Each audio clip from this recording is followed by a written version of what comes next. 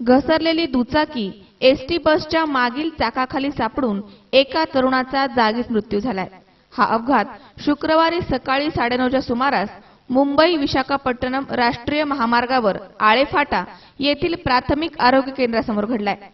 उमेश अरुण शेळके असे या मृत तरुणाचे नाव असून तो आळेफाट्याकडून आळेगावाकडे जात असताना मोटरसायकल घसरून तो खाली पडला आणि समोरून येणाऱ्या एसटी महामंडळाच्या पारनेर नारायणगाव या बसच्या मागील चाकाखाली चिरडला गेला आणि त्यातच त्याचा जागीच मृत्यू झालाय, अशी माहिती बापू नरसू गावडे यांनी पोलिसांना दिली आहे।